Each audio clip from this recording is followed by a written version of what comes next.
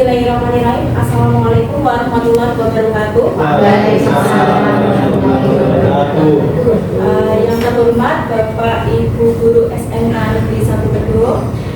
Pertama-tama marilah kita panjatkan puji syukur kehadirat Allah Subhanahu wa taala yang telah melimpahkan rahmat dan hidayahnya kepada kita semua, sehingga pada siang hari ini kita dapat berkumpul dalam acara diseminasi aksi nyata modul 1.4 budaya positif. Yang kedua, selamat serta salam mari kita haturkan kepada junjungan Nabi besar kita Muhammad SAW sampai kita nanti-nantikan sampai hari akhir. Terima kasih Bapak Ibu Guru SMK Negeri 1 Kedung yang telah meluangkan waktunya pada siang hari ini untuk melakukan diseminasi aksi nyata modul 1.4 budaya positif. Yang pertama adalah pertanyaan pemantik. Untuk pertanyaan pemantik di sini setuju atau tidak setuju? Monggo. Untuk yang pertama, hukuman dapat mendisiplinkan anak. Kira-kira setuju atau tidak setuju? Monggo. Setuju atau tidak setuju? Yang kedua, pemberian hukuman dengan hal positif seperti membaca atau membersihkan halaman sekolah dapat meningkatkan disiplin anak. Setuju atau tidak setuju? Setuju. Memberi penghargaan dapat meningkatkan motivasi belajar anak. Setuju. Ya, oke. Kita lanjutkan. Nah, ini adalah teori motivasi, hukuman dan penghargaan dan restitusi. Ya, budaya di sini ada budaya positif, salah satunya itu, kemudian disiplin moral positif dan nilai kebajikan universal, kemudian kebutuhan dasar manusia dan niat berkualitas, 5 posisi kontrol, segitiga restitusi dan keyakinan keras. Nah, disiplin positif dan nilai kebajikan universal. Perubahan paradigma teori kontrol di sini ilusi guru mengontrol murid. Kemudian yang kedua, ilusi bahwa semua penguatan positif efektif dan bermanfaat. Ilusi bahwa kritik dan membuat orang merasa bersalah dapat menguatkan karakter, dan ilusi bahwa orang dewasa memiliki hak untuk memaksa. Kemudian kita perhatikan di sini adalah perubahan paradigma stimulus kontrol, pendekatan teori kontrol. Di sini ada stimulus respon, kemudian teori kontrol. Di sini ada realitas kebutuhan kita sama ya. Kemudian dalam teori kontrol realitas kebutuhan kita berbeda karena kita berbeda-beda. Kemudian stimulus respon di sini semua orang melihat hal yang sama, sedangkan teori kontrolnya setiap orang memiliki gambaran yang berbeda. Kemudian kita mencoba mengubah orang agar berpandangan sama seperti kita, sedangkan kita bisa mengontrol bahwa kita berusaha memahami pandangan orang lain tentang dunia. Kemudian perilaku buruk dilihat sebagai suatu kesalahan, sedangkan teori kontrolnya semua perilaku memiliki tujuan. Orang lain bisa mengontrol saya, hanya Anda yang bisa mengontrol diri Anda sendiri. Kemudian saya bisa mengontrol orang lain, Anda tidak bisa mengontrol orang lain. Pemaksaan ada pada saat bujukan beda, kemudian kolaborasi dan konsensus menciptakan pilihan-pilihan baru. Model berpikir menang atau kalah, sedangkan pada teori kontrol menang dan menang. Ini adalah perubahan paradigma. Kemudian makna disiplin. Di sini kita akan membahas tentang disiplinan. Makna disiplin di sini dimaknai menjadi sesuatu yang dilakukan seseorang pada orang lain untuk mendapatkan kepatuhan. Untuk menjadi seorang murid, seseorang harus paham betul alasan mengapa mereka mengikuti ajaran tertentu. Sehingga motivasi yang terbangun adalah motivasi intrinsik, bukan ekstrinsik. Motivasi intrinsik itu motivasi yang ada pada diri kita, sedangkan motivasi ekstrinsik itu yang ada di luar, pada diri kita. Sebagai pendidik, tujuan kita adalah menciptakan anak-anak yang memiliki disiplin diri. Jadi kita tujuannya itu membuat anak-anak punya disiplin diri dari unsur intrinsik untuk unsur intrinsik diri sendiri. Mereka bisa berperilaku dengan mengacu pada nilai-nilai kebajikan universal dan memiliki motivasi intrinsik, bukan ekstrinsik. Jadi disiplin itu pada anak sendiri, disiplin pada diri kita sendiri, bukan dari luar. Itu makna dari ada di sini. Kemudian selanjutnya nilai-nilai kebajikan di sini adalah sifat-sifat positif manusia yang merupakan tujuan mulia yang ingin dicapai setiap individu. Nilai-nilai tersebut bersifat universal, lintas bahasa, suku bangsa, agama maupun latar belakang. Di sini nilai-nilai kebajikan pada profil pelajar Pancasila. Sudah paham ya Bapak Ibu? Di sini apa saja untuk nilai pelajar Pancasila, yaitu beriman dan bertakwa kepada Tuhan Yang Maha Esa dan berakhlak mulia, mandiri, bernalar kritis, kebinekaan global, gotong royong dan kreatif. Ini yang masa-masa kita berkaitan pada nilai prima atau profil pelajar Pancasila. Kemudian saya lanjutkan untuk teori motivasi, hukuman, penghargaan dan restitusi. Di sini dalam bukunya Jensen ini menyatakan ada 3 motivasi perilaku manusia. Yang pertama untuk menghindari ketidaknyamanan, berarti ini menghindari hukuman. Di sini adalah motivasi eksternal, berarti motivasi yang ada di luar, bukan pada diri kita sendiri. Ya, di sini untuk menghindari hukuman. Kemudian yang kedua untuk mendapatkan imbalan. Jadi melakukan sesuatu itu mendapatkan imbalan atau penghargaan, itu motivasi dari luar atau eksternal. Kemudian menjadi orang yang mereka inginkan dan menghargai diri sendiri dengan nilai-nilai yang mereka percaya. Nah, ini yang kita bangkitkan, kita kita terapkan pada diri anak, bahwa untuk menjadikan anak sebagai nilai motivasi internal. Ya, di sini nilai-nilai kebajikan. Motivasi internal inilah yang merupakan tujuan dari disiplin positif. Jadi disiplin positif ini kita gambarkan kepada anak mulai dari motivasi internal. Kemudian di sini teori motivasi, hukuman, penghargaan dan restitusi. Di sini ada hukuman atau konsekuensi adalah tindakan terhadap suatu pelanggaran. Nah, kita perhatikan di sini teori motivasi, hukuman, penghargaan dan restitusi. Hukuman bersifat tidak terencana atau tiba-tiba. Murid tidak tahu apa yang akan terjadi dan tidak dilibatkan. Itu kalau hukuman.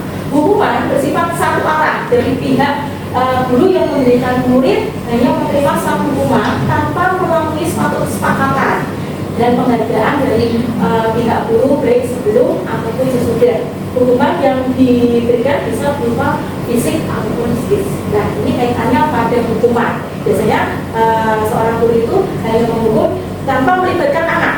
Nah, itu kaitannya pada hukuman. Kemudian kalau konsekuensi di sini diperhatikan untuk konsekuensi sudah terencana atau sudah disepakati. Jadi konsekuensi sudah disepakati terlebih dahulu, sudah dibahas terlebih dahulu, sudah disetujui terlebih dahulu antara murid dengan guru. Itu kaitannya pada konsekuensi. Umumnya bentuk-bentuk konsekuensi di sini dibuat oleh guru dan murid sudah mengetahui sebelumnya konsekuensi yang akan diterima apa. Jadi kesepakatan yang akan diterima apa. Kalau kita melakukan pelanggaran sudah ada kesepakatan, berarti konsekuensinya apa? Nah, itu kaitannya pada konsekuensi. Kemudian lanjut, nah coba Bapak Ibu perhatikan ya, di sini ada perbedaan hukuman dan konsekuensi. Di sini ada tindakan guru, ada hukuman atau konsekuensi.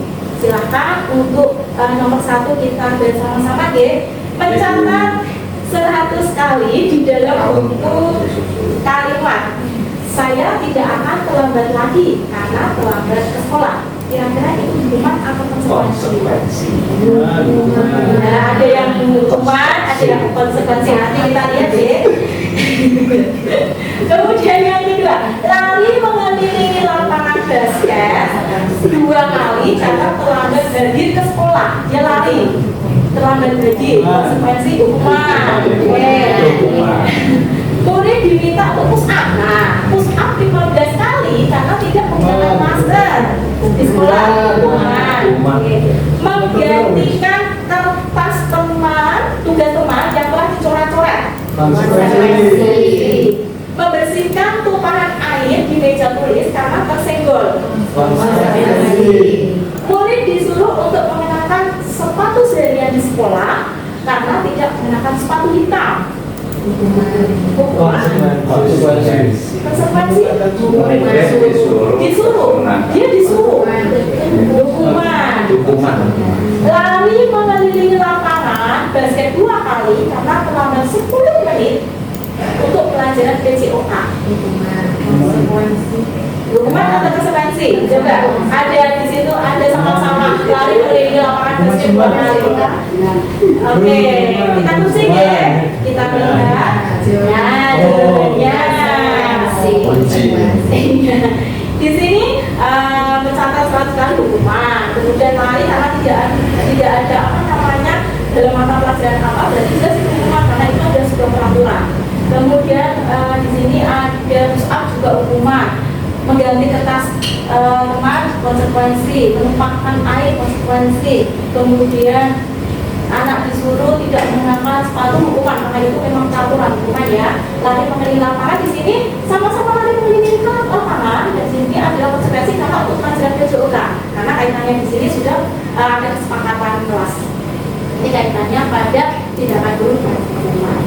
Kita lanjut ya, Bapak Ibu. Di sini perbedaan hukuman dan konsekuensi. Di sini hukuman sesuatu yang menyakitkan harus terjadi. Nah, itulah sebuah hukuman. Membuat anak sakit, sakit fisik ataupun hati dalam jangka waktu yang lama. Anak membenci kedisiplinan, betul. Karena pengalaman waktu SMP dulu saya pernah dihukum, dilempar waktu itu main lempar-lemparan, kemudian dihukum berdiri di depan kelas, ya. Berdiri di depan kelas, saya masih ingat di fisika, di situ terkenal sangat ya berat, sehingga saya mengingat sampai sekarang. Ya itu anak membenci kedisiplinan. Kemudian paksaan di situ hukuman, kemudian konsekuensi sesuatu yang harus terjadi membuat anak merasa tidak nyaman. Kemudian anak membenci kedisiplinan, anak mengerti kedisiplinan. Kemudian paksaan, sedangkan konsekuensinya stimulus tanggapan, mendorong anak menyakiti diri sendiri, sedangkan konsekuensi mendorong anak mudah menyesuaikan diri. Hukuman konsep diri yang buruk, konsep diri yang baik. Anak belajar untuk menyembunyikan kesalahan, sedangkan konsekuensi ini adalah anak belajar mematuhi peraturan.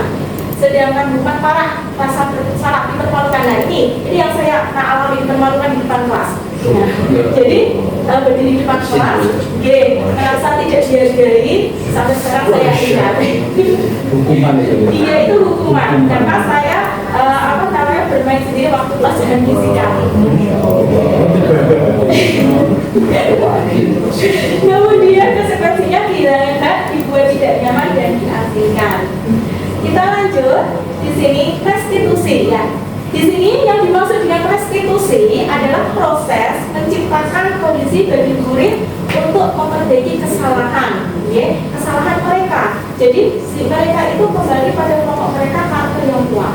Restitusi juga merupakan proses kolaboratif yang mengajarkan murid untuk mencari solusi untuk masalah mereka, dan mereka membantu murid untuk berpikir tentang orang seperti apa yang mereka inginkan dan bagaimana mereka harus memperlakukan orang lain, yang namanya restitusi. Jadi mengajak murid untuk duduk bersama, kemudian mencari kesalahan seperti apa, kemudian apakah ini yang melakukan ini benar atau salah, itu kaitannya dengan restitusi. Kemudian di sini ciri-ciri restitusi bukan untuk menebus kesalahan, tapi untuk belajar dari kesalahan. Kemudian yang kedua, memperbaiki hubungan, ya, ada hubungan baik, tawaran bukan paksaan, dari duduk bersama, kemudian dengan suara yang lembut, ini adalah bukan paksaan, ya. Kemudian yang keempat, restitusi menuntut untuk melihat ke dalam dirinya sendiri. Kenapa katakan ke dalam dirinya sendiri? Kemudian dituntut.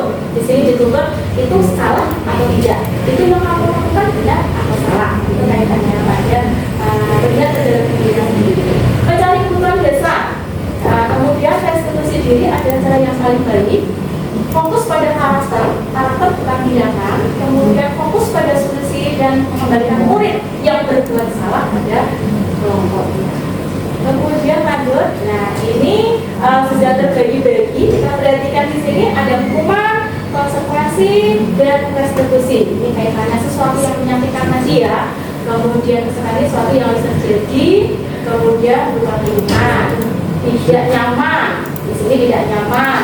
Kemudian korban mendapatkan keadilan.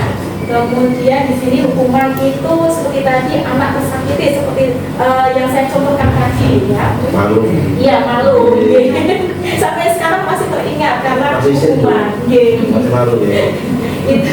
Kemudian di sini anak membenci peraturan. Nah, kemudian netral ya, dalam posisi netral di sini adalah konsekuensi itu netral. Kemudian restitusi ini kaitannya adalah yang positif, yaitu anak menghormati dirinya sendiri. Kita lanjut. Sekarang adalah keyakinan kelas. Nah, ini yang sering digembar-gemborkan, sering ibaratnya kita pahami kaitannya pada keyakinan kelas. Nah, yakin pada sesuatu yang positif. Ya. Keyakinan kelas, mengapa keyakinan kelas? Mengapa tidak peraturan saja? Ya, di sini dilihat mengapa kita memiliki peraturan tentang penggunaan helm pada saat mengendarai kendaraan roda 2? Bisa dijawab? Keselamatan. Iya, betul sekali, untuk keselamatan. Kalau kita menggunakan helm tentunya biar selamat ya. Soalnya kalau kita kecelakaan otomatis kalau sudah kena kepala apa yang terjadi ya, itu untuk keselamatan. Betul. Karena yakin, dia sudah yakin dalam diri kita sendiri bahwa oh ternyata kalau pakai motor harus menggunakan helm. Mengendarai motor, betul. Kemudian yang kedua, mengapa kita memiliki peraturan tentang penggunaan masker dan mencuci tangan setiap saat? Bisa dijawab? Untuk kesehatan ya, di sini kita yakin bahwa kalau kita menggunakan masker berarti tidak akan terkena debu dan tidak akan menjadi penyakit flu menyerang. Nah, itu kaitannya pada yakin pada diri kita sendiri tanpa ada aturan. Setiap pengendara sepeda motor harus memakai helm, aturan seperti itu, tapi kita yakin pada diri kita sendiri. Lanjut. Kemudian di sini ya betul sudah ada jawabannya di sini ya, untuk keselamatan dan untuk kesehatan, betul sekali. Ini yakin pada diri kita sendiri, itu keyakinan. Tepuk tangan enggak lain.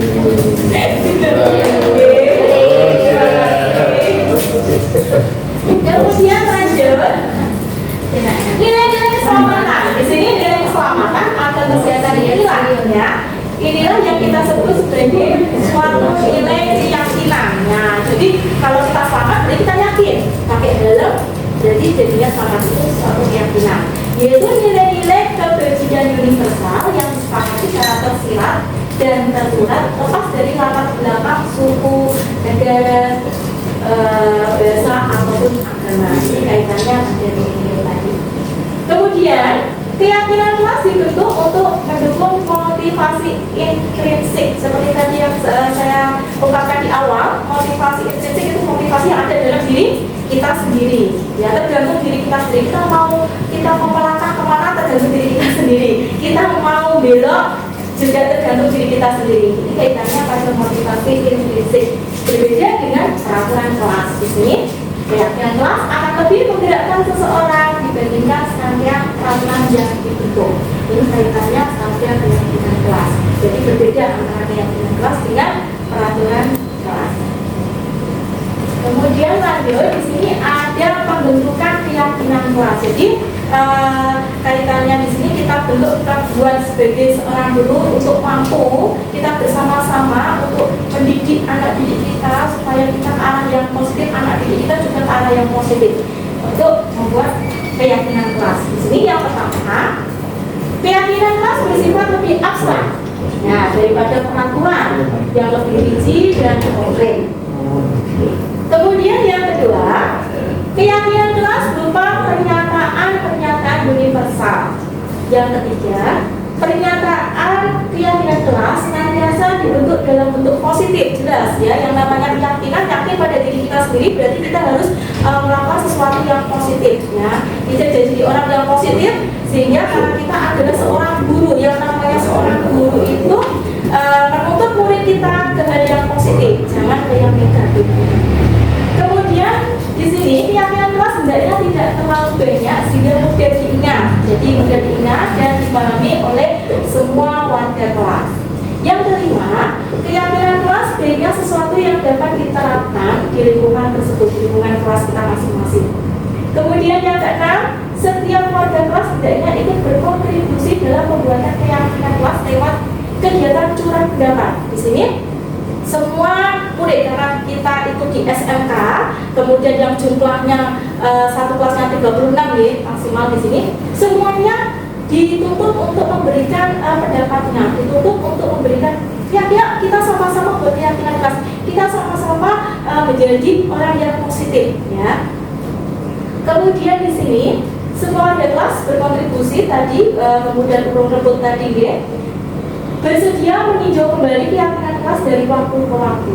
Kita tinjau ya, kita tinjau, kita dilihat kira-kira keyakinan kelas ini patut dijalankan tidak.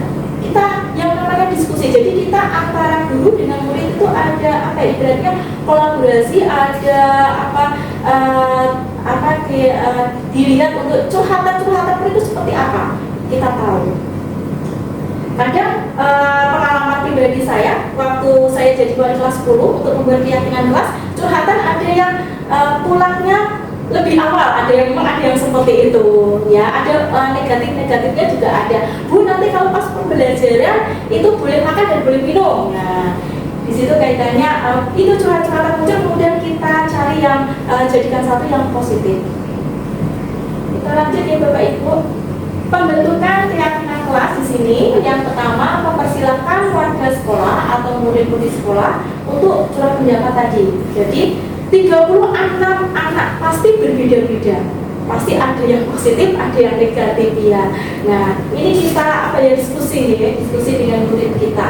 Kemudian mencatat semua masukan, jadi kita catat semua. Jadi kita meskipun dia negatif, mengungkapkan hal yang negatif, tetap kita catat. Itu bentuk ibaratnya bentuk saya sudah memberikan curhatan, berarti harus dicatat. Nah, bentuk ibaratnya reward bagi.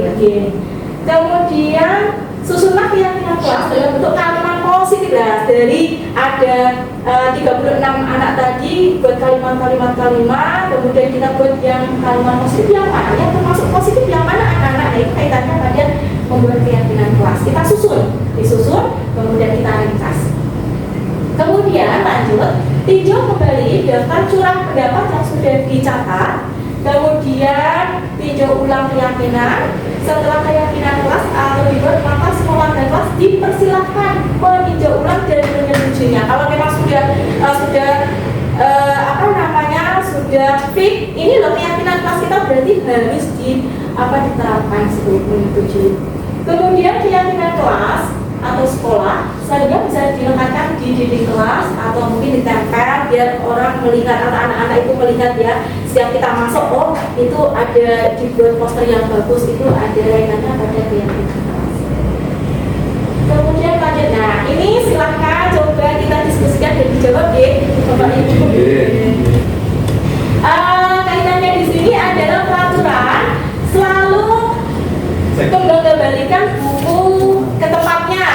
Nah, di sini keyakinan kelasnya apa? Tanggung jawab atau apa? Bisa? Silakan. Tanggung jawab bisa ya? Atau yang lain? Tertib? Biar tertib bisa. Dilarang. Iya, kan biar tertib biar bersih-bersihnya ya. Dilarang mengganggu orang lain. Menghargai teman. Hadir di sekolah 15 menit sebelum pembelajaran dimulai. Dilarang melakukan kekerasan. Bullying. Hati-hati bullying. Kemudian dilarang menggunakan narkoba. Kira-kira? Larangan bergantian atau menunggu giliran.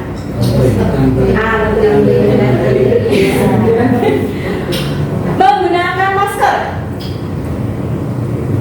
Jaga kesehatan. Jangan berlari di kelas atau koridor. Tidak boleh lari-lari. Mengganggu kelas lain. Oke, kita kunci, kita lihat 1, 2, 3. Kita lihat deh.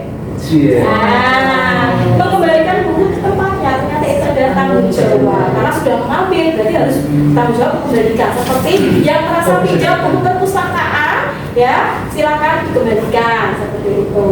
Kemudian dilarang mengganggu orang lain itu menghormati orang lain. Jadi di sekolah menghormati orang lain, apa komitmen sama ya. Dilarang melakukan kekerasan, keselamatan, ya menghormati orang lain sama. Dilarang menggunakan narkoba kesehatan ya, tentunya yang namanya narkoba jelas itu mengganggu kesehatan. Kemudian bergantian atau menunggu giliran, tadi bersabar ya. Kadang yang tidak suka bersabar, kadang kita antri di mana biasanya itu di bank, pom bensin ya. Pom bensin itu kan banyak sekali di situ. Ya, toilet bisa. Apalagi kalau ziarah ya Pak ya. Kalau pergi ziarah itu kan berarti di pom bensin itu kan harus bersabar menunggu di toilet, pasti pergi ke toilet. Kemudian menggunakan masker tadi ya, kesehatan. Jangan berlari keselamatan atau keamanan, karena biasanya kalau lari-lari tidak kawan nanti kan bisa jatuh, berarti kan kaitannya pada keselamatan. Oke, kita lanjut. Kebutuhan dasar manusia dan dunia berkualitas. Oke, nah ini kebutuhan dasar manusia, ada 5 kebutuhan dasar manusia. Yang pertama adalah kebutuhan untuk bertahan hidup. Manusia itu butuh hidup, ya, bertahan untuk hidup. Biasanya kalau bertahan untuk hidup kita butuh apa? Minum, makan, ya itu. Snack, ya sudah ada di hadapan Bapak Ibu, ya. Oh istirahat, ya tidur ya Pak, harus. Karena manusia butuh tidur. Kalau nggak tidur nanti sakit. Kemudian yang kedua, kasih sayang. Kasih sayang dan asal diterima. Nah, di sini butuh kasih sayang, ya. Nah, ada yang tidak butuh kasih sayang? Kita butuh kasih sayang. Wah, oh sudah kasih sayang. Pernah kasih sayang kelas Itu ya. Yang penting uang ya, bukan kasih sayang. Kebebasan di sini ya, kebebasan, kebutuhan akan pilihan. Kemudian yang keempat, kesenangan. Kita butuh merasa senang ya, merasa senang. Kemudian yang kelima adalah penguasaan. Di sini kebutuhan pengakuan atas kemampuan. Kemudian lanjut, dunia berkualitas. Yang di sini yang dimaksud dengan dunia berkualitas adalah tempat khusus dalam pikiran, tempat menyimpan gambaran representasi dari semua yang diinginkan. Itu kaitannya pada dunia berkualitas. Kemudian untuk masuk ke dunia berkualitas syaratnya adalah sesuai itu harus di sini terasa sangat baik ya, sangat baik, memenuhi setidaknya 1 atau lebih kebutuhan dasar. Di sini kebutuhan dasar yang 5 tadi. Gambaran dunia berkualitas adalah unik dan spesifik untuk setiap orang. Yang 5 kebutuhan dasar, bahwa manusia itu memang membutuhkan ada 5 dari tadi ya, salah satunya. Itu. Kemudian kita lanjut pada 5 posisi kontrol. Nah, ini yang kita lihat ada 5 posisi kontrol. Kita sebagai guru, ya tentunya kita sebagai guru itu harus bisa memposisikan kita itu sebagai posisi kontrol seperti apa. Nah, di sini ada 5. Yang pertama adalah sebagai penghukum. Ya, penghukum itu dia hanya menghukum. Ya, terus terang saya pernah sebagai penghukum, apalagi kalau saya mengajar di TSM atau TO, ya itu sebagai penghukum. Anak-anak TO, ya Bapak Ibu tahu sendiri anak TO seperti apa. seperti anak Bu. Iya, seperti anak.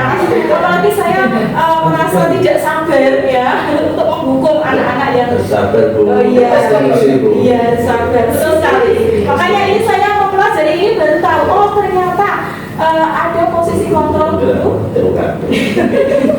Ternyata itu saya hanya sebagai penghukum, ya. Kemudian ada juga posisi sebagai pembuat rasa bersalah. Kemudian ada posisi teman, posisi pemantau, dan yang terakhir adalah posisi manajer. Nah, ini kaitannya 5 posisi kontrol seorang guru. Ya, saya baru tahu, soalnya saya tahunya ada penghukum, ya. Ya, kita sama-sama melihat Bapak Ibu. Di sini posisi kontrol seorang guru yang sebagai penghukum itu guru menghardik. Nah, ini yang pernah saya lakukan ya. Guru menghardik, menyakiti, efeknya murid marah, dendam, atau bersifat agresif dan mengulangi kesalahan. Sebenarnya benar sekali, soalnya kalau saya mengajar di TO itu, kalau saya marah, anak saya marahi, kemudian besoknya lagi juga mereka mengulangi lagi hal yang sama.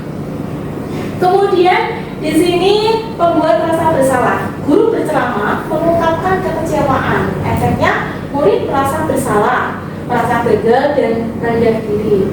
Kemudian posisi teman. Guru membuatkan alasan-alasan, efeknya murid senang, akrab. Nah, kadang kan kita sebagai teman ya, kadang teman bercerita dengan muridnya ya.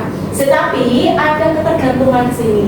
Jadi kaitannya murid tergantung pada gurunya. Kalau ini kaitannya pada posisi teman. Temannya seperti itu. Salah satu contohnya kalau memang dianggap teman, ke kantin disuruh mentraktir, satu kali ditraktir ketemu lagi, bu traktir lagi. Nah itu kaitannya menjadi teman. Kemudian posisi pemantau di sini secara menghitung dan mengukur efeknya murid memahami konsekuensi yang harus dijalani.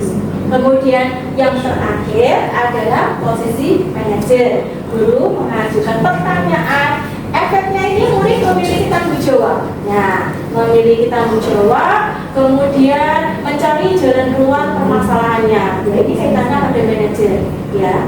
Jadi kaitannya posisi kontrol seorang guru. Kita lanjut ya. Nah, di sini sudah saya berikan tampil kaitannya ada penghukum, pembuat rasa bersalah di sini menghindari kuman, kemudian teman dan pemantau itu mengharapkan imbalan, kemudian posisi manajer. Nah, yang dimaksud dengan posisi manajer ini adalah posisi yang tertinggi adalah menghargai diri sendiri. Jadi ternyata penghukum dan pembuat rasa bersalah ini menghindari kuman.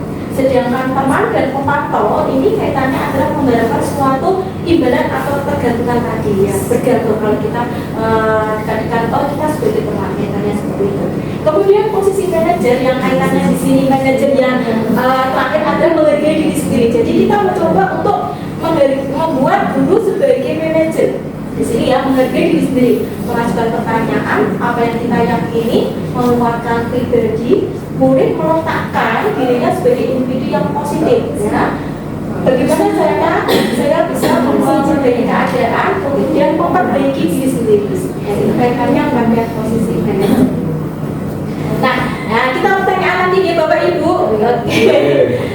Semangat deh, ngantuk ya. Ini kaitannya mohon dijawab ya. Saya kecewa sekali dengan kamu. Siapa yang mengatakan di sini? Guru. Posisinya sebagai apa? Saya kecewa sekali dengan kamu. Pemarah. Membuat rasa bersalah. Membuat rasa bersalah. Saya kecewa ya, berarti membuat rasa bersalah. Kemudian yang kedua, kamu tidak pernah benar melakukannya. Kata tidak pernah menghukum. Ayolah, lakukan demi ibu dan bapak. Lakukan demi saya. Apakah kamu mau mendapatkan stiker bintang hari ini? Manajer. Bagaimana kamu bisa menyelesaikan masalah ini? Manajer. Tadi yang menyelesaikan. Kamu selalu yang paling terakhir. Pemantau? Kamu selalu yang paling terakhir. Kuncinya kita kunci. 1, 2, 3.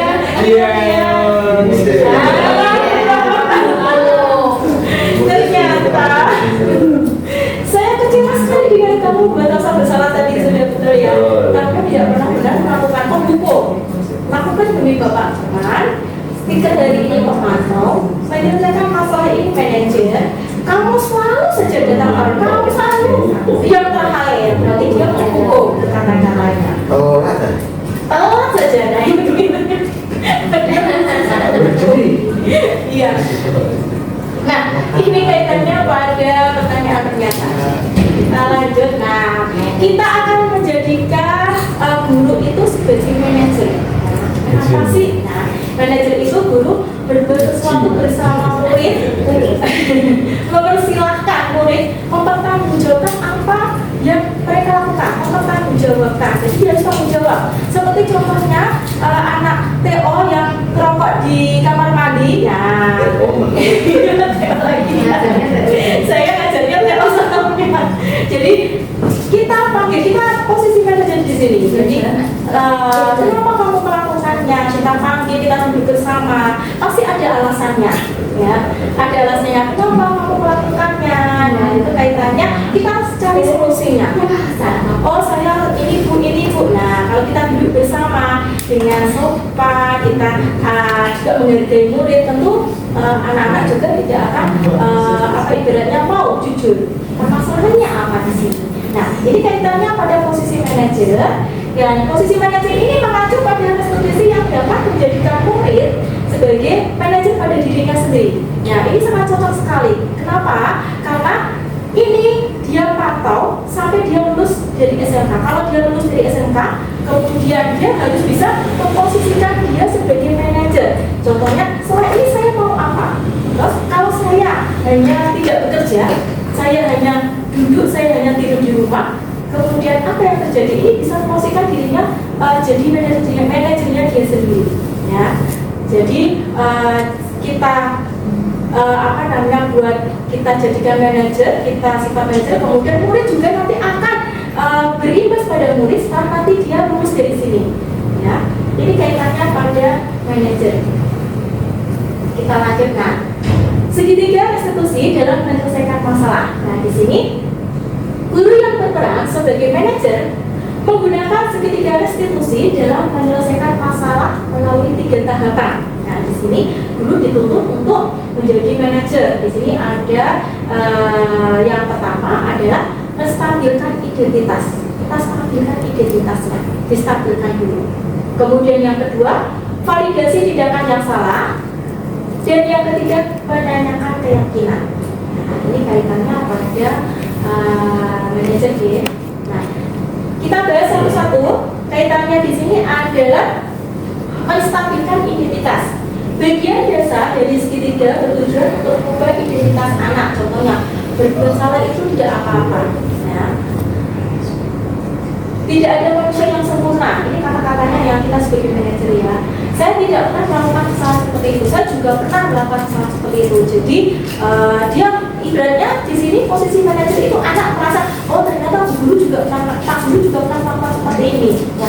Setiap manusia pasti pernah melakukan kesalahan pasti itu. Tidak ada yang tidak pasti pernah melakukan kesalahan ya. Sekecil apapun. Kemudian kita bisa menyelesaikan ini. Bapak dan Ibu tidak tertarik siapa yang salah di sini. Kamu berhak, kamu punya hak, kamu punya hak melakukan itu. Apakah kamu sedang menjadi teman yang baik buat dirimu sendiri? Nah, ini kata-kata yang biasa digunakan untuk menstabilkan identitas.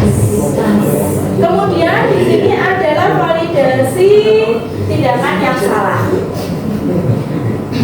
Setiap tindakan ya perlakuan baik atau buruk dilakukan dengan suatu tujuan, betul ya? Memenuhi kebutuhan dasar. Jadi apa yang kita lakukan pasti ada tujuannya. Merokok di kantin, merokok di kamar mandi pasti ada tujuannya. Melakukan kesalahan, melompat pagar itu juga pasti ada tujuannya. Tujuannya apa sih melompat pagar? Nah, pasti ada tujuannya. Ya mau jajan, bosan dengan pelajaran WIIN bahasa Indonesia sehingga saya bolos bu. Nah, itu kaitannya pasti ada tujuannya ya. Biasa jadi tentara. Ya, boleh jadi ya. Pasti ada tujuannya.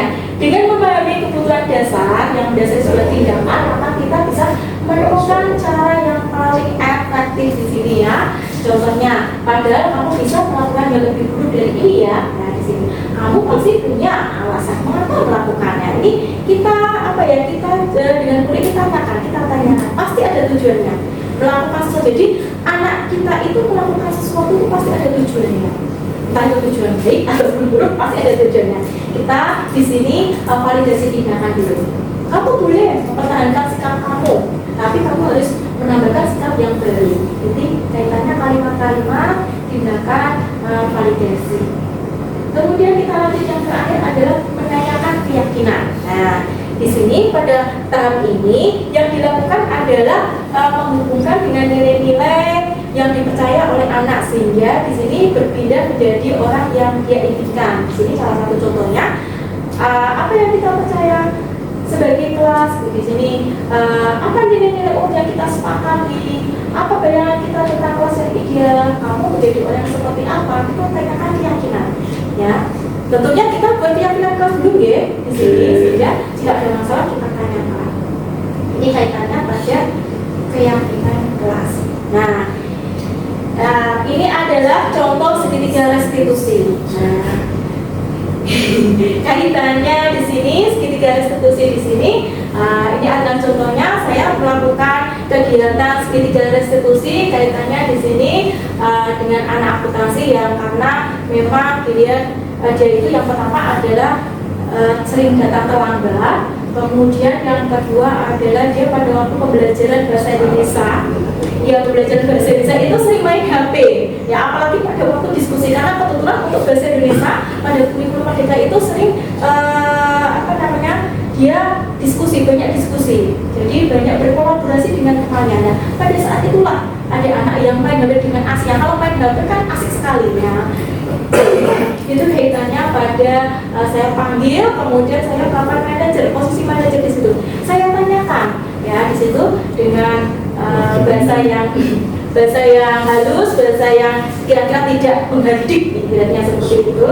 Jadi kita tanyakan, kamu kenapa kamu melakukan itu, alasannya apa? Nah di sini ditanyakan terlebih dahulu. Kemudian apakah itu benar atau salah? Oh kalau salah berarti kalau seseorang berbuat salah berarti harus apa? Nah itu kaitannya pada contoh pertemuan segitiga restitusi ini ya. Di sini posisi kontrol sebagai manajer menyelesaikan sebuah kasus. Sebenarnya di SMK kasusnya banyak sekali ya, Bapak Ibu. Ada kasus ya. Ya di sini ya apalagi saya kalau mengajar di anak TO, aduh. Lagi ya. Masalah TO diskusi akuntansi. Iya. Nah, salah satunya juga ada anak TO, ada anak akuntansi Pak. Nah, itu kaitannya pada segitiga restitusi. Kemudian ini adalah contoh pertanyaan-pertanyaan yang dapat diajukan. Di sini, apakah kamu ingin berbuat lebih baik? Ini kalimat-kalimat yang santun, ibaratnya kalimat yang kira-kira murid itu, oh guru tidak marah dengan saya. Nah, dia padahal dia melakukan kesalahan, tapi guru tidak marah. Sehingga pada kalimat-kalimat santun. Kemudian yang kedua, apakah saat ini kamu sedang menjadi orang yang sedang kamu inginkan? Jadi ini kalimat-kalimat ada yang kalimat-kalimat membangkitkan semangat murid-murid kita. Apakah kamu bisa membuat kegiatan atau perilakumu saat ini menjadi sikap yang lebih membantu? Kemudian apakah wajar membuat kesalahan? Nah, ini kalimat-kalimat yang menurut saya satu yang didengar itu enak, tidak langsung dimarahi kamu itu bla bla bla bla. Nah itu kaitannya pada contoh-contoh pertanyaan yang dapat diajukan. Kemudian di sini ada sepertinya kamu punya masalah. Saya bisa bantu. Apa yang bisa saya bantu? Nah ini kan apa ya, kalimat-kalimat yang spesifik. Bagaimana kamu di sini? Bagaimana kamu ingin diperlakukan pada kegiatan ini? Apa yang kamu inginkan? Peraturan apa? Nah ini kaitannya kalimat-kalimat pertanyaan yang diajukan. Jadi Bapak Ibu, yang namanya murid itu anak itu unik ya. Di sini unik, maksudnya di sini itu karakternya yang berbeda-beda. Kemudian dia tuh punya sifat yang berbeda-beda. Kemudian dia juga aslinya meskipun dia melakukan kesalahan, dia melakukan apapun pasti juga dia itu adalah punya tujuan. Tapi semua anak itu hebat, ya semua anak itu hebat. Ya tidak ada anak yang tidak hebat. Iya, setuju. Iya, semua anak itu hebat. Meskipun dia melakukan kesalahan, dia bapak dia hebat. Karena tentunya dia itu generasi penerus yang harus kita didik. Itu kaitannya pada contoh restitusi tadi. Ya. Kemudian di sini yang terakhir adalah kesimpulannya. Kesimpulannya di sini kita sudah membahas kaitannya pada disiplin positif dan nilai kebajikan tadi ya, disiplin positif. Yuk kita terapkan sama-sama pada diri kita. Disiplin positif. Yang kita pada diri kita, nanti kita tularkan ke anak didik kita. Kemudian yang kedua teori motivasi tadi ya, perilaku manusia. Kebutuhan dasar manusia yang tadi, butuh rasa kasih sayang tadi, kemudian keyakinan kelas. Yuk kita sama-sama buat keyakinan kelas ya. Ya kita berkeyakinan sehingga anak didik kita terarah di sini. Kemudian segitiga restitusi yang nantinya kaitannya pada jika terjadi ada masalah kita buat segitiga restitusi. Jadi tidak nanti kalau anak melakukan kesalahan jangan asal dimarahi, jangan asal dihukum ya. Itu kita buat yuk kita duduk bersama, kita tanyakan dulu. Itu kaitannya pada segitiga restitusi. Kemudian yang keenam ada 5 posisi kontrol. Nah kita sama-sama belajar, ternyata tadi ada berapa posisi kontrol? Ada 5. Di sini ada pemantau, kemudian ada manajer, ada penghukum, teman, ya. Iya, pembuat rasa besar. Kira-kira Bapak Ibu di sini, ya Bapak Ibu, posisi Bapak Ibu seperti apa? Dari 5 posisi kontrol. Manajer Bu. Semuanya, ada semuanya Pak. Ada semuanya.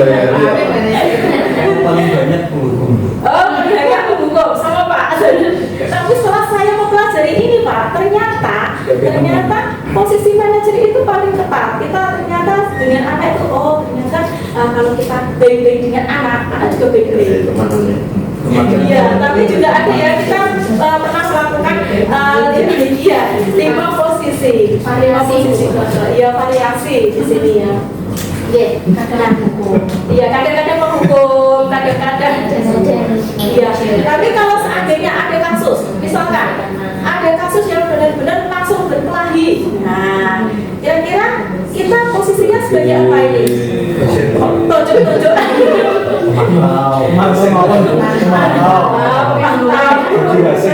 Iya, sampai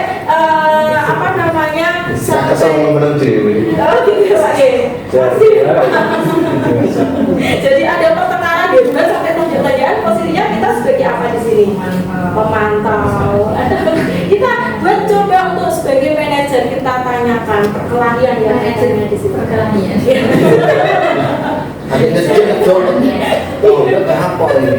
Iya, tapi tidak harus di Bapak Ibu. Iya, tidak harus pada waktu pertengkaran kita manajer kemudian tanya dulu padahal itu sudah berkelahi. Nah, kita pisah dulu. Kita tentunya sebagai seorang guru kita pisah dulu, kemudian kita buat di sini posisinya sebagai manajer. Oke, itu kesimpulan pada diseminasi kali ini. Nah, yang terakhir di sini adalah refleksi. Nah, ini refleksi silahkan Bapak Ibu menjawab pertanyaan refleksi. Ini tidak ada kuncinya Pak. Tidak ada kuncinya. Ini tergantung Bapak Ibu guru sendiri. Jadi tulis buat ya, kita secara lisan saja. Secara lisan saja. Yang pertama, pertanyaan dulu ya. Hal baru apa yang mengubah paradigma Bapak Ibu guru berdasarkan materi yang saya diseminasikan dengan dapatkan hari ini. Kemudian yang kedua, perasaan apa yang muncul selama mengikuti sesi ini? Iya, siap-siap ya Pak D. Iya. Kemudian, iya jujur. Yang ketiga, saya akan jadi guru yang seperti apakah setelah mengikuti sesi ini? Tak kasih waktu berapa menit, 3 menit, atau 5 menit, monggo coba diperhatikan misalnya. Iya, Afif ya, Afif. Aku berdekat. Kalau urut absen ini. Ingatnya sama. selanjutnya setelah verify. Oke, selanjutnya verify. Silakan. Ngerti kamera. Monggo, yang pertama, monggo siapa hal baru apa yang mengubah berdasarkan materi yang saya dapatkan. Bapak Ibu dapatkan yang saya diseminasikan. Tadi yang saya terangkan tadi untuk diseminasi disiplin positif, hal baru apa? Keyakinan kelas, Bu. Oh iya, keyakinan kelas.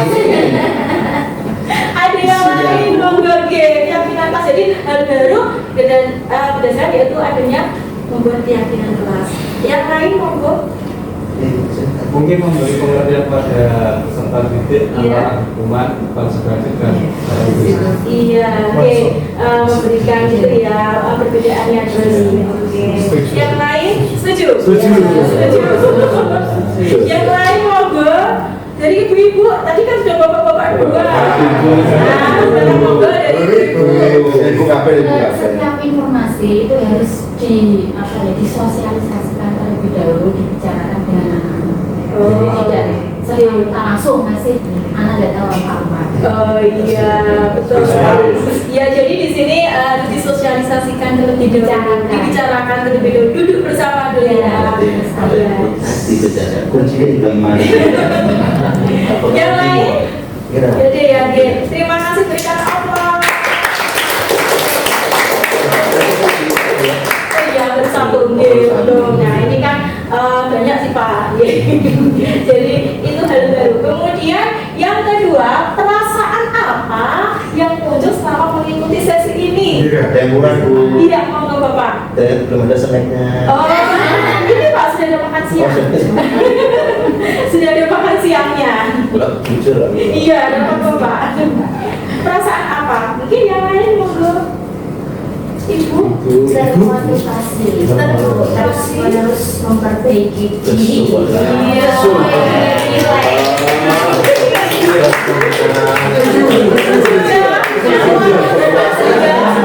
Angkatan 13. Kita termotivasi perasaan. Jadi kita motivasi terus-terus. Intinya jangan menghardik anak ya.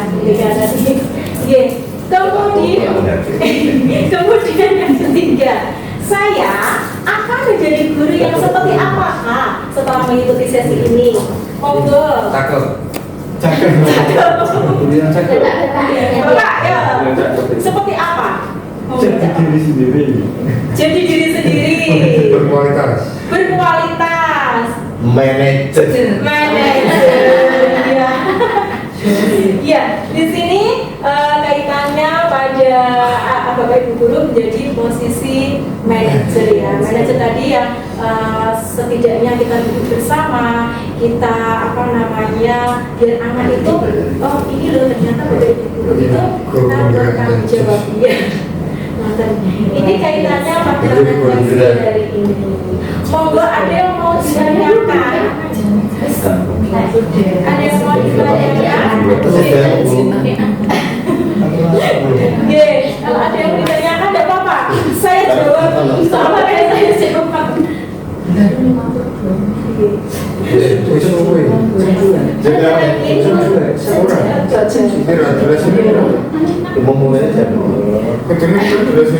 Monggo silakan kaitannya di sini refleksi mungkin ada yang memberikan refleksi untuk hari ini. Kalau saya kaitannya pada refleksi hari ini Bapak Ibu, materi ini sangat bermanfaat sekali bagi saya karena kebetulan selama saya menjadi guru di sini saya sering menghukum, apalagi karena saya di kelas TO itu terkenal guru karena sering menghukum. Jadi saya juga tidak begitu paham ternyata ada posisi manajer, ternyata tidak harus langsung tak hukum. Iya, tidak harus menghukum. Itu kaitannya setelah saya pelajari kaitannya pada disiplin positif ini.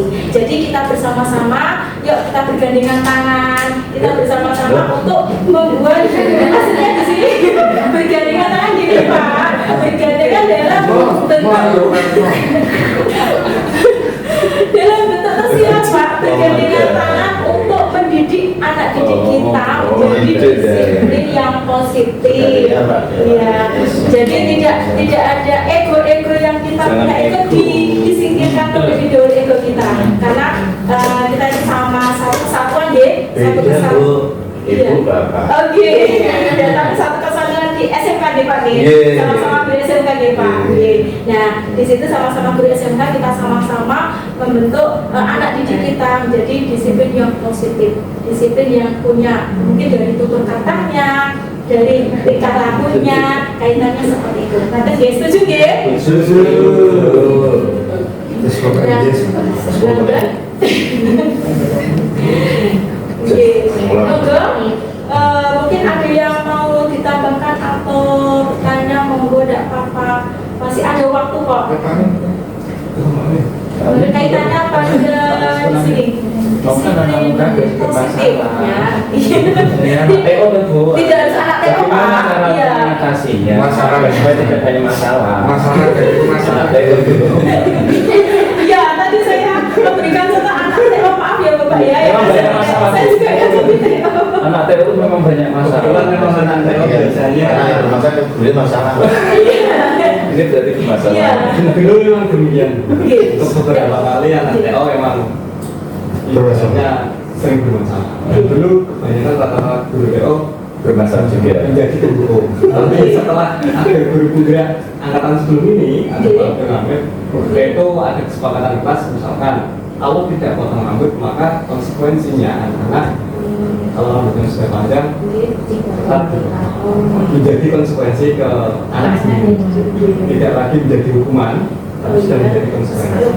Jadi konsekuensinya ya. Salah satunya ya. Salah satunya ini ya, ini pengalaman gitu. Oke. Nah ini kaitannya ya jadi konsekuensi ya. Hukum ini adalah kaitannya pada anak-anak TO ya. Mungkin yang mengajar selain TO, Bapak Ibu di pemasaran monggo karena pemasaran itu mungkin banyak. Oke, monggo. Anak pemasaran mungkin bisa berikan pengalaman kaitannya pada disiplin positif monggo atau kegiatannya. Iya. Anak pemasaran. Cantik-cantik. Iya, cantik otomatis ya. Kalau pemasaran produk kayak Pak ya harus cantik. Udah pas belum? Iya, kita ajarkan ini kalau di pemasaran rahasia. Oh, rahasia. Make up. Iya. Rahasia make up. Berkaitan tapi Yang ada berlebihan. Iya, tapi ada pembelajaran tersendiri kaitannya dengan make up Ibu pada waktu pemasaran itu. Biasanya nanti pembekalan pada saat PKL. Oh, karena memang diharuskan wajib cantik ya pada waktu Biar penampilan diri. penampilan diri ya itu kaitannya pada pemasaran ya razia salah satunya ya mungkin dari pemasaran sudah TO sudah yang mau ngajar di akuntansi monggo Pak Afi ngajar di akuntansi ya Pak Afi. Oh iya. Tapi kadang-kadang saya itu ini ada urusan Bu. Iya, iya, monggo. Saya mendengar sesuatu yang positif itu malah kaget kadang-kadang. Oh iya iya. Lah, dengar muridnya ada yang positif malah takut saya. Kenapa ya Pak Afi kok bisa takut? Maksudnya gimana? Lah gimana? Karena di tas background positif. Itu beda lagi. Oh beda lagi Pak, saya positif Bu. Iya, Nah. positifnya beda. Ya, di sini positifnya tingkah lakunya yang positif. Oh, beda ada yang positif yang terbaik ya. Iya. Itu yang ngangkat-ngangkat sendiri gitu. Tapi kalau guru pemasaran ya menurut secara positif. Oh, iya, iya. Itu kaitannya pada contoh-contoh. Sebenarnya saya setelah mempelajari ini juga baru paham ternyata memberikan ranking atau peringkat itu ternyata mematikan kreativitas. Ya. Jadi memberikan peringkat misalnya ada peringkat 1, ranking 1, ranking 2, ranking 3, yang ranking 5 berarti merasa dia itu posisi yang kalah. Kok saya ranking 5? Nah, ini berimbas ke ranking yang bawahnya. Kok ternyata saya itu kalah, ternyata saya kalah. Jadi ternyata pemberian ranking itu tidak dianjurkan ya, karena kasihan kasihan yang harusnya mematikan kreativitas. Padahal setiap anak seperti yang saya katakan tadi, ternyata setiap anak itu unik, setiap anak itu punya kemampuan yang berbeda-beda. Terutama kaitannya pada saya mengajar bahasa Indonesia itu ternyata ada anak yang suka suka dengan baca puisi, tapi dia menulis tidak mau, ya itu jadi kemauannya itu suka gerakan suka membaca, suka baca puisi daripada dia menulis. Kalau tak suruh mencatat dia tidak mau, males Bu. Nah itu bakatnya berbeda-beda, karena itu setiap anak itu unik, ya setiap anak itu punya kemampuan masing-masing. Ya kita sama-sama kita majukan SMK kita menjadi disiplin yang positif. Setuju ya? Oke. Sekian saya akhiri ya. Terima kasih atas waktunya Bapak Ibu yang telah meluangkan waktu untuk saya. Terima kasih. Jika ada kesalahan dari saya minta maaf ya. Mungkin kesalahan yang sengaja maupun tidak sengaja.